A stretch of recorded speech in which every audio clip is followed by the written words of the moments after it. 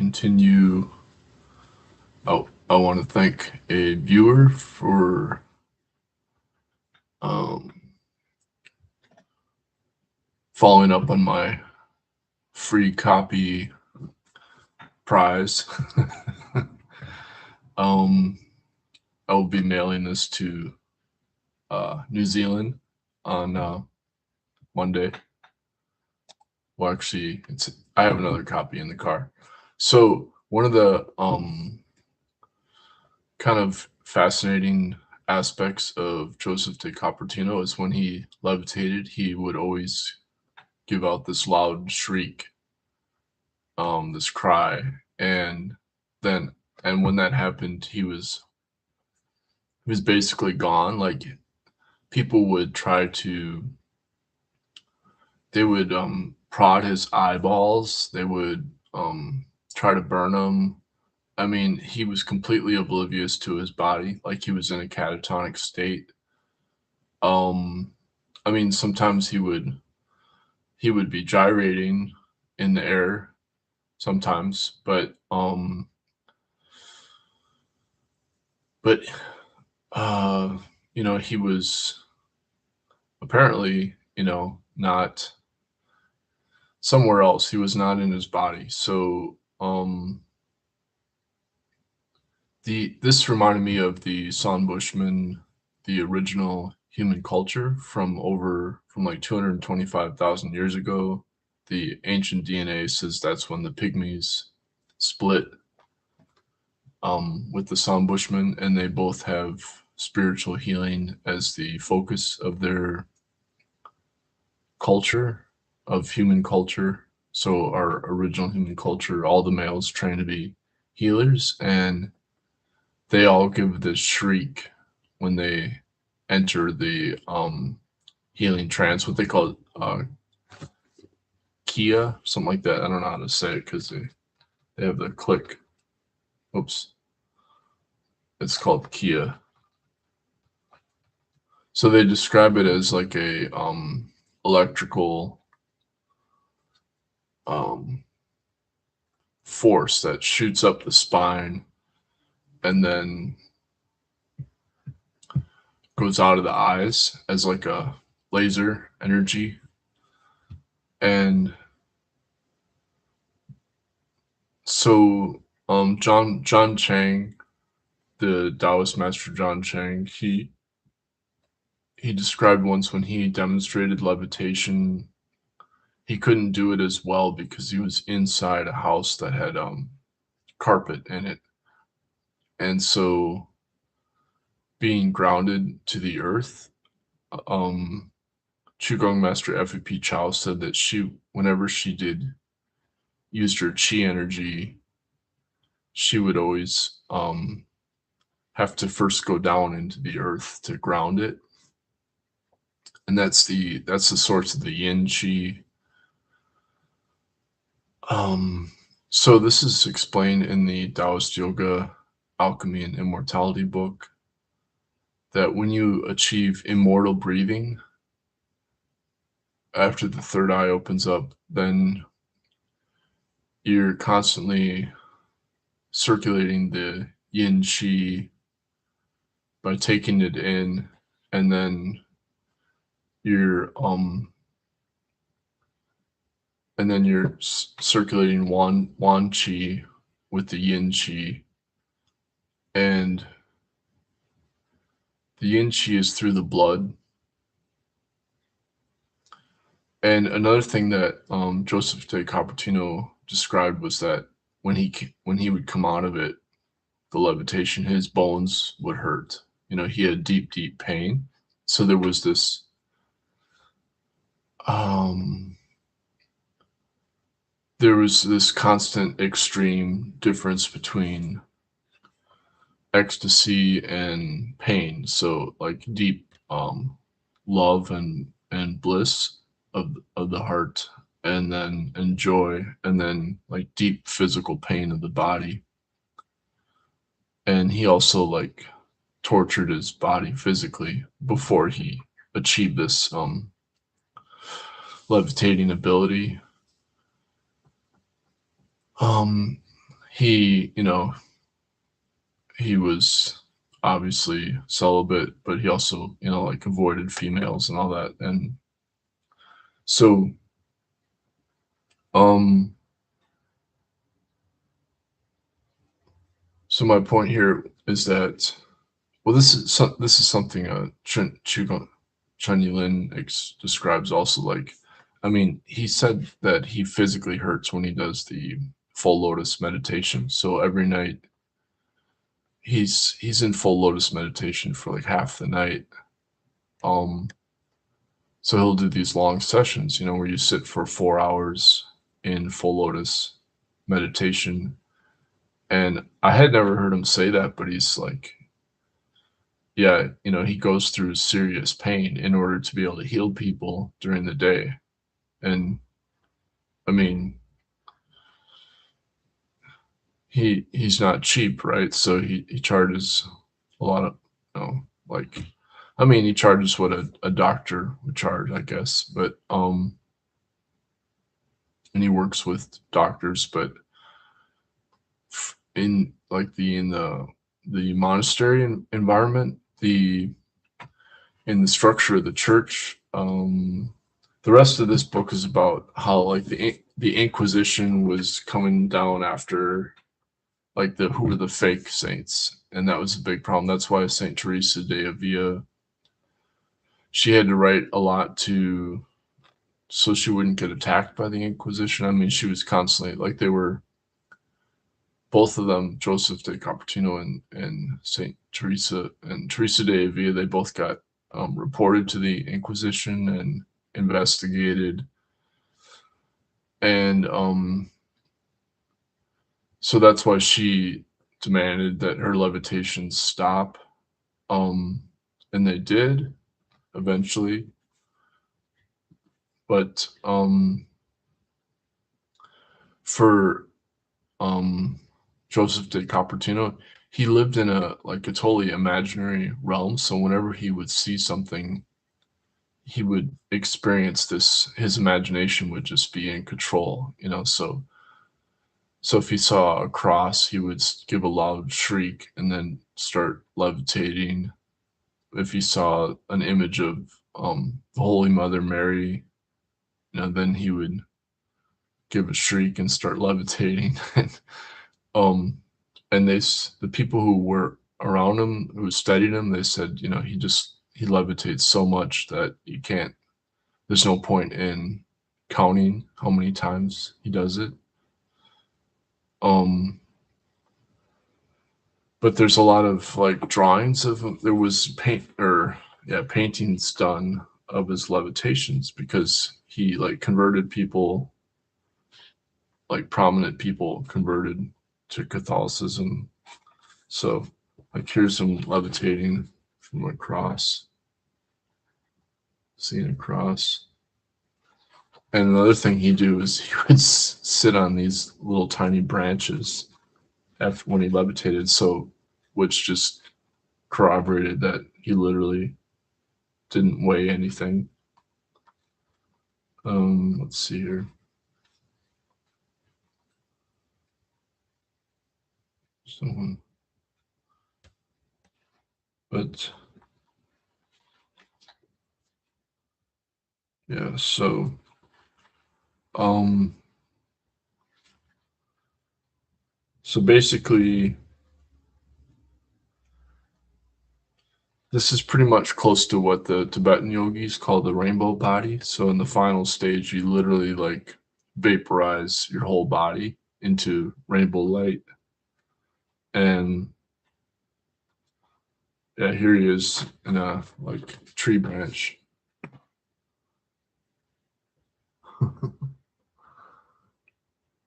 So,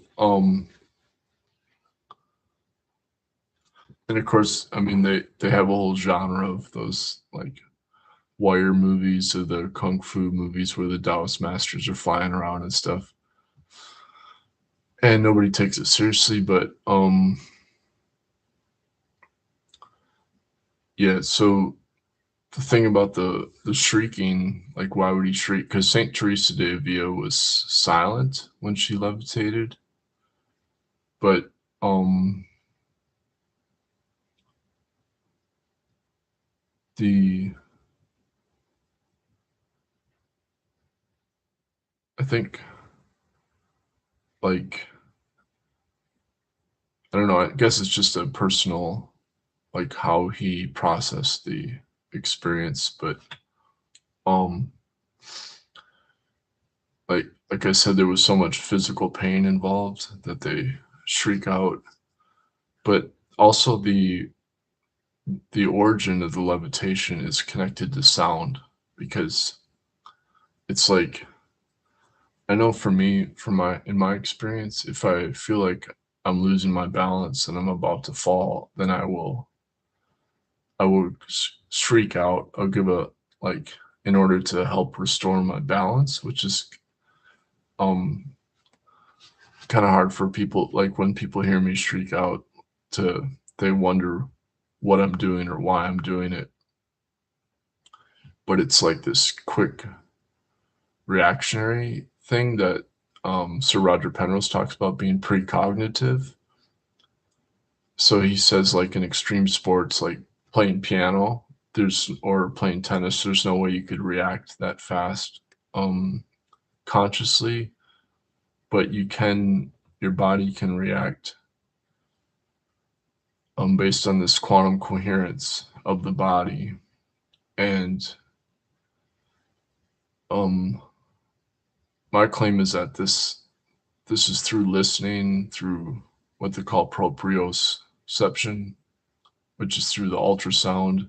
And that's also what Penrose and Stuart Hameroff claim, is that it's the ultrasound connection with the microtubules of the body. And it turns out that the highest sound we can listen to then resonates internally as ultrasound in the brain. This is something that's was discovered in tinnitus research. And so the meditation process is essentially listening to the highest sound. And even this is even there's even a line in the Tao Te Ching that talks about this, the highest sound that cannot be heard. It's like a paradox of the internally it's ultrasound, and then externally it's this high pitch shrieking. um and so I think, like, when you consider also, like, the Tibetan chanting, there was a Swedish engineer who claimed he saw the Tibetan yogi monks levitating rocks up, from, up onto a cliff. And they did it by chanting, by doing, the whatever. And in order to do that throat chanting, which I used to do really well, but you have to have your right side vagus nerve activated, and your throat muscles have to be really relaxed. And so there's this paradox of really deep relaxation. But when you relax your body really deeply, you go into the fear, or the death. Like, as a reptilian, you are imitating death, so your body goes catatonic. So I think that's what's happening with that's the physiological aspect of what's going on. But on the in samadhi, but on the other thing is that you're getting this quantum coherence, that's anti-gravity, that's levitation. And so when you meditate a lot, it then has a what they call a quantum beat, which is a quantum undertone, but it's from the future. It's precognitive at the same time. So you have this overlap of the future and the past. And then physically that's going through your sound perception. And when it becomes anti-gravitational, you actually you're like powered by sound, so it makes sense that he would shriek out when he actually levitates. And um they described it like a his body's like gunpowder, and it easily ignites from a spark. It explodes, and that's what the levitation was like. Like he would just explode into levitation. He would shriek out. Um, so yeah, he couldn't control it, but the like um when you try to control it, you are like this the nirvikalpa samadhi, what they describe like this Thai Buddhist biography. He explains how his meditation buddy, the monk, the other monk, would fell down from levitation when he realized he was levitating. So again, that's like with the left brain dominance, you go out of the samadhi. But if you can maintain right brain dominance, you're like constantly emptying out your thoughts, but you maintain a visionary state.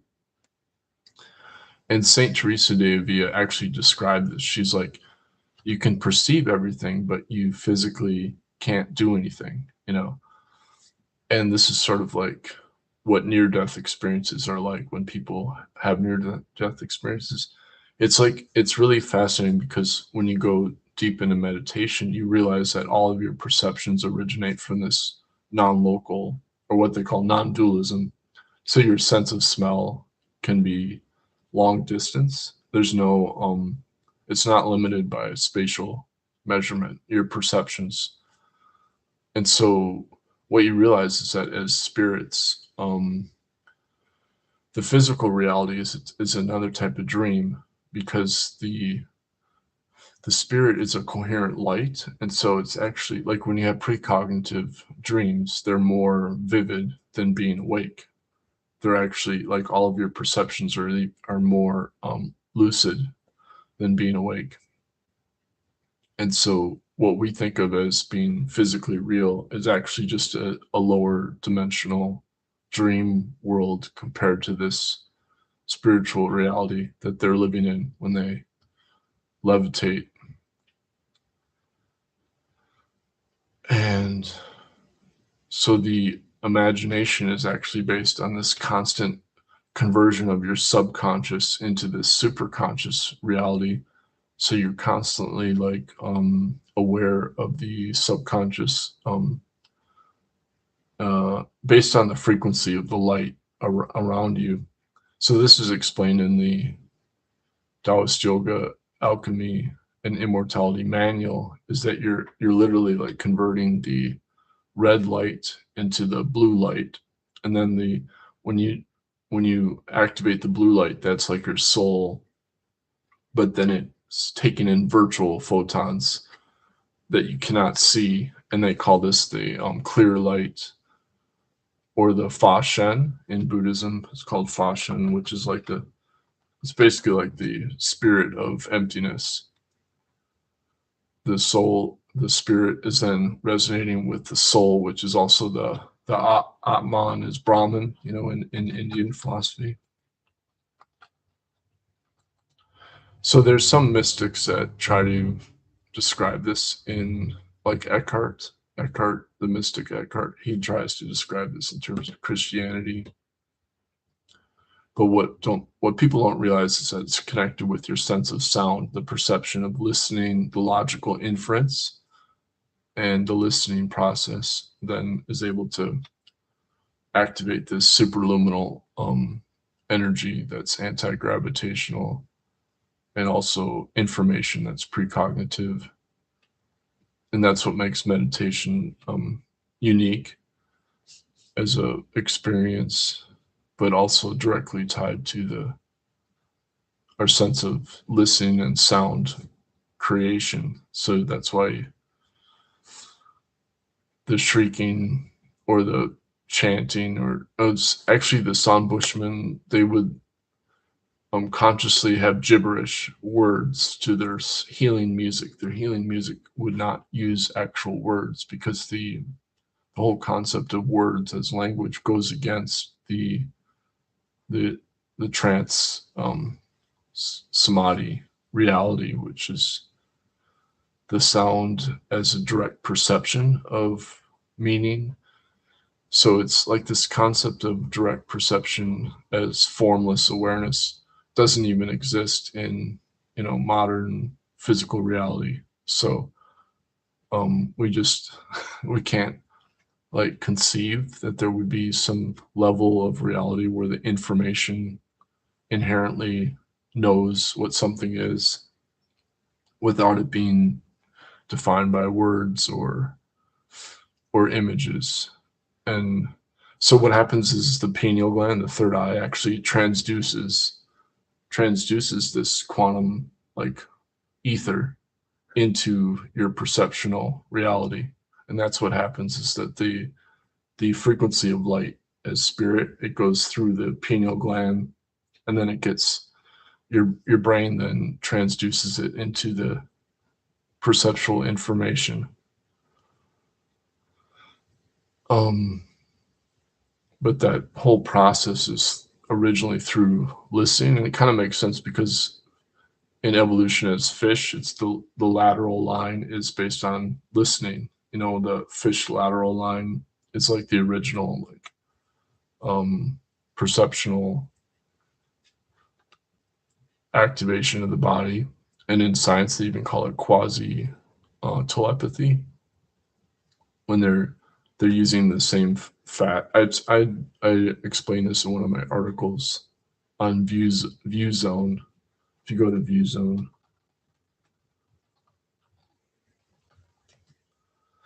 anyway, so I mean, Saint Teresa d'Avila, she kept quiet, but she was more of an intellectual approach to meditation, whereas Joseph de Copertino was more like a physical approach, and they'd talk about these different types of yoga, where you can do um, physical yoga, like that's what yoga is. When people take yoga, they assume it's like just physical yoga, but you can also do jnana yoga, which is knowledge yoga, and that's considered the highest level of yoga, and that's in silence. But most people are scared of silence. Like as soon as they wake up, they got to have the radio on or they got to have the TV on. They don't want to be alone with their own thoughts.